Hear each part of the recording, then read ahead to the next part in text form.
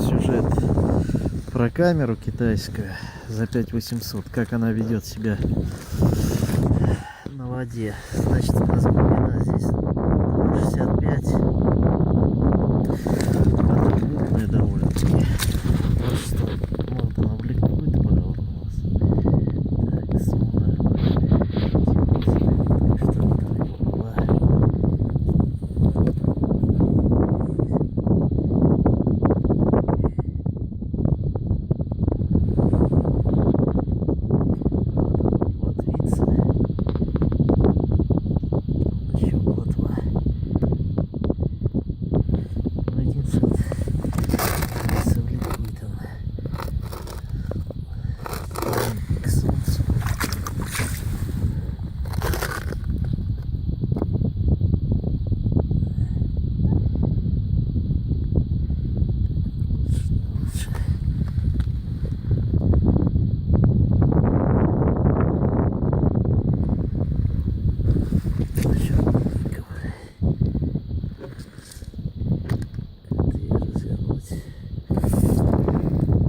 Смысл в чем, я хочу сказать, 5800 потратил, не жалею.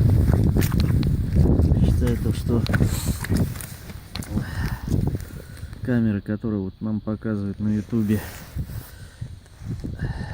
дорогие, всякие там 15-20 тысяч, по сути, ну, может, у них дисплей будет лучше, сама камера в качестве, я не думаю, что будет показывать с какими-то большими отличиями. Вот, поскольку я до этого ее опускал, пробовал на водоеме с чистой водой, там качество гораздо лучше и пробивает она гораздо лучше.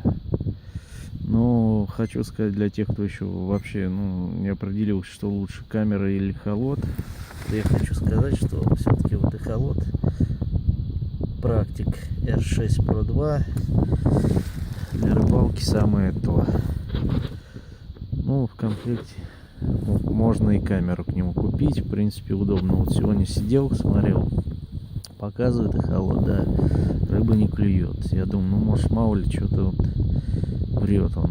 Опустил камеру, рыба вагон, просто непогода была. Вот и все. В общем, делайте для себя выводы и решайте сами, что вам лучше купить.